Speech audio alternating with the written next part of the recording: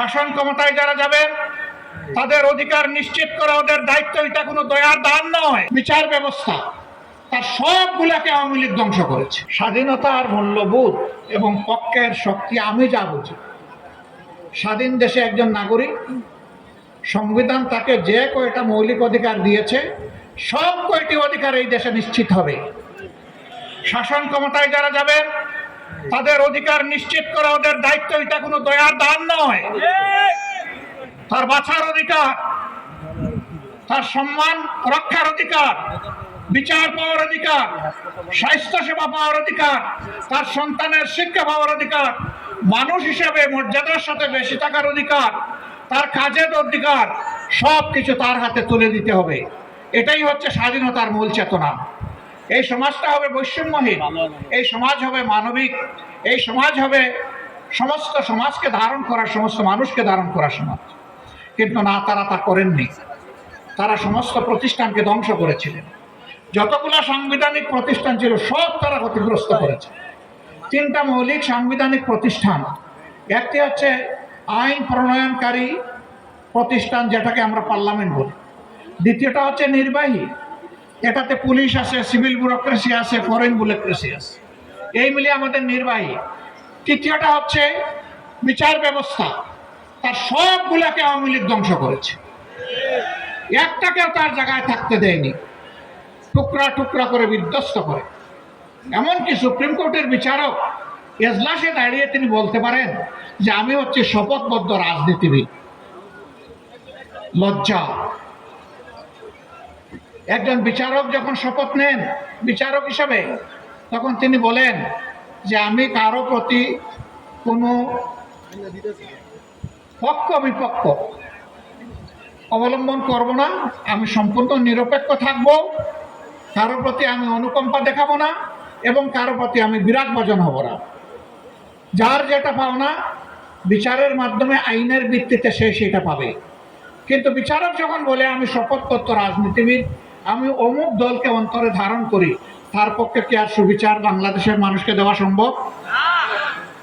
হ্যাঁ, সেই বিচারকদের কেউ কেউ এদেশের নন্দিত গর্বিত মানুষগুলোকে ফাঁসির রায় দেওয়ার পরে টকশোতে গিয়ে বলতেন অমুককে আজকে ফাঁসি দিয়ে এসেছি, সাইদি সাহেবকে ফাঁসি দিয়ে এসেছি, মৌলানা নিজামীকে ফাঁসি দিয়ে এসেছি, আলী হাসান মুজাহিদকে ফাঁসি দিয়ে এসেছি, নাম ধরে ধরে বলতেন। তিনি একজন বিচারপতি, তিনি টকশোতে যাবেন কেন? তার তো রাজ্য হলো বিচারাঙ্গন, এর বাইরে তো তার কোনো বিচরণ হওয়ার কথা না। তিনি যদি রাজনীতি করতে চান তাহলে বিচারকের আসনে রিজাইন করে আসা উচিত। সেই রাজনীতিবিদদেরকে আমরা দেখলাম, বিচারক রাজনীতিবিদ, এই গত 5 তারিখের পরে তারা পালিয়ে গিয়ে অন্য দেশে আশ্রয় নিতে লাগলেন। তারা সিলেট সীমান্ত দিয়ে পার হওয়ার জন্য গিয়েছিলেন, কপাল মন্দ, তারা যেতে পারেন নাই। জনতার জালে তারা আটকা পড়ে গেলেন। জনতা তাকে জঙ্গলের মধ্যে আবিষ্কার করলো, জিজ্ঞেস করলো জনাব আপনার নাম? তিনি বললেন আমার নাম শামসুদ্দিন চৌধুরী। তারা বলল আপনি কি কালো মানিক? তিনি বললেন যে আমি সেই বিচারক। আপনি এখন কোথায় আছেন? বলে যে সম্ভবত আমি ভারতে আছি। বলে না গো শোনা, আপনি বাংলাদেশের জালে ধরা পড়ে গেছেন। তখন তিনি কলাপাতার উপর শুয়েছিলেন। হায়রে কপাল, আপনাকে এই জঙ্গলে কলাপাতায় শুইতে হবে কেন? এই কারণে তার অপকর্ম ছিল আকাশচুম্বী। এই জন্য সাহসের সাথে বাংলাদেশে থাকার সাহস তিনি করেননি। পালানোর পথ খুঁজেছিলেন, সেই পথ ধরতে গিয়ে তিনি আটকা পড়ে গেছেন। এরকম অনেকে পালিয়েছেন।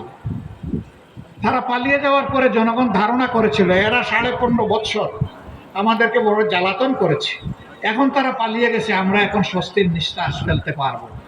কিন্তু না, তারা পালিয়ে গিয়েও দেশকে অস্থির করার জন্য মাঝে মধ্যেই উস্কানিমূলক কর্মকাণ্ড করে থাকেন।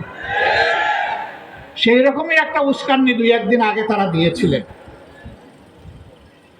এদেশের মানুষের হাজার হাজার মানুষ যারা খুন হলো, গুম হলো, যারা রক্তাক্ত হয়ে পঙ্গু হয়ে এখন হাসপাতালের বেডে কাতরাচ্ছে, সেই সময় আপনারা আবার উস্কানি দেন, এইটা কি বাংলাদেশের মুক্তি পাগল মানুষ সহ্য করবে?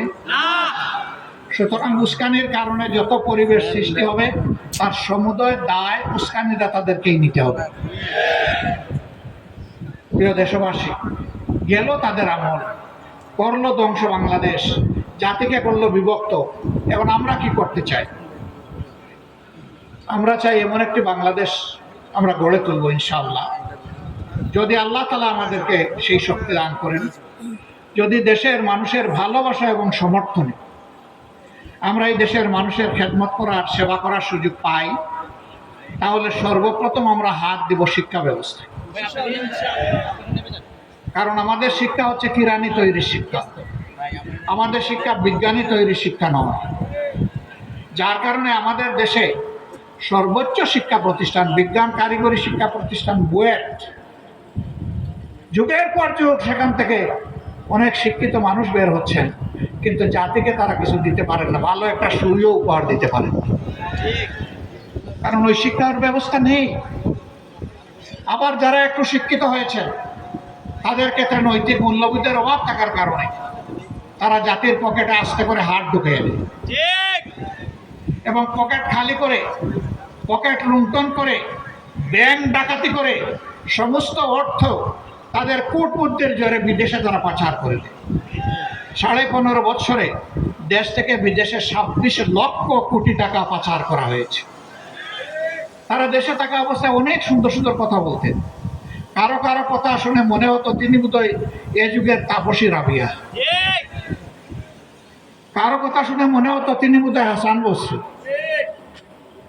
কিন্তু এখন তারা দেশ থেকে পালিয়ে যাওয়ার পরে, আত্মগোপনে চলে যাওয়ার পরে, জেলে ঢোকার পরে এখন যেখানেই তাদের উপরে হাত পড়ছে সেখান থেকে দুর্গন্ধ বের হয়ে আসছে, সেখানেই অবৈধ সম্পদের খনি বের হয়ে আসছে।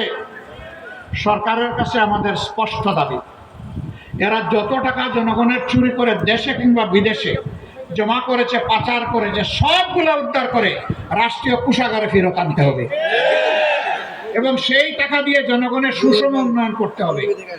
আমরা কোনো বৈষম্য চাই না।